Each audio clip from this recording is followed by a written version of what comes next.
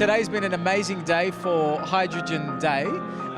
We've taken something that's a national day in America and made it international here in Perth. Can you tell us about what you're sort of getting from today's information? Look, I think it's fantastic that we're bringing so many people in the industry together, and they're showing their real passion for hydrogen and fuel cell technology. The fact that America has actually embraced us as the first place outside the United States to do this just shows how far we are, how advanced, because I mean they don't do that just with anybody. So I think we've got all the ingredients to make something of this. We had some great speakers.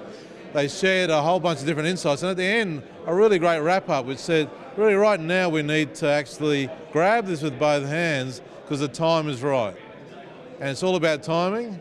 And I think there's been a few events today, and I think if we can just roll on with that over the next few months, I think we'll see where it leads. I'm with Nathan Bradley, and we're here at Hydrogen Day with Innovate Australia, and Nathan's from Swagelock. Tell us about the innovative products and how this is going to help the hydrogen industry. Well, Swagelock's involved with the hydrogen industry globally, especially in world areas like Europe and Japan. And so what we're really enjoying is getting involved with a lot more entrepreneurs, young people that are trying to develop the new technology, build pilot plants, and we just want to be sharing and collaborating and helping them bring this into a reality for them. So we're really excited to be here. I'm with Adam Asaran. He's one of the co-founders of Innovate Australia, and once again an amazing event today with Hydrogen Day.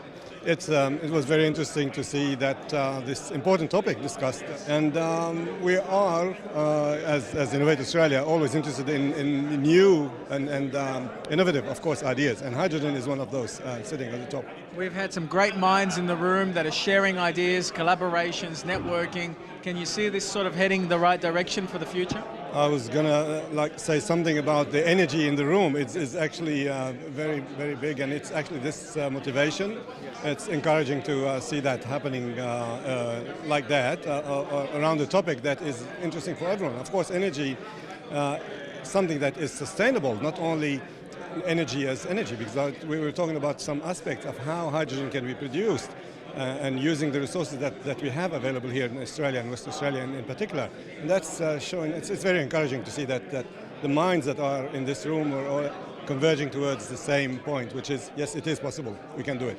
That's wonderful, and what a wonderful showcase and a wonderful collective of people here.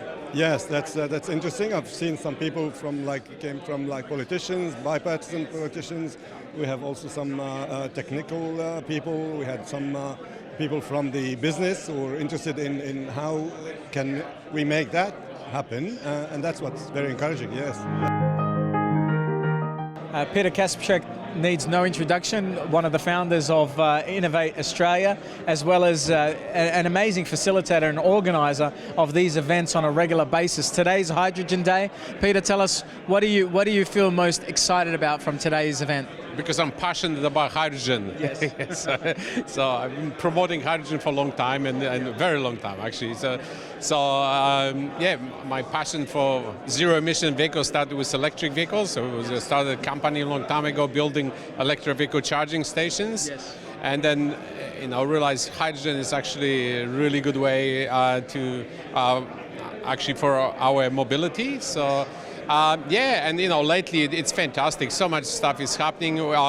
On January 2018, we created Hydrogen Society of Australia. So that was the initiative of Innovate Australia, and out of that now our main project is Hydrogen Highway. So basically replacing transport from Perth to Port Hedland to Pilbara region. So it's amazing what can be done. We have about 1,000 trucks going on up and down actually every day and yeah, so we can replace, and funny as it is, people don't know, but actually because the truck's basically running non-stop, the lifespan of the truck could be even 2 years, usually 2 to 5 years.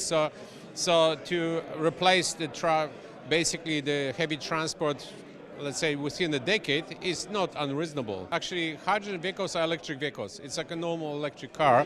And the confusion is because you could theoretically, with very small modification, you could burn hydrogen in the internal combustion engine. And some people, especially older, I think on YouTube there is a video of guy converting old Corvette into running on hydrogen. So, and because you're pouring hydrogen, same like you're pouring petrol, everybody thinks it's actually you're burning power, but it's not.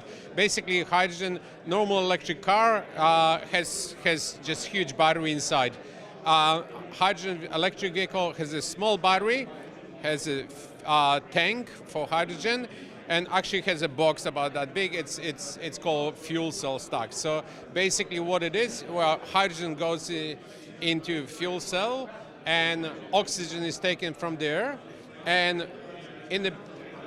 joining those two together, the chemical reaction, actually electricity is created, which is exactly reverse how the hydrogen is created. Because hydrogen, you can do it at home, take a little 9-volt battery and take 2 wires, stuck them in a glass of water, and you see bubbles on both of them. One going to be oxygen, one hydrogen. So if you put electricity, you split the water.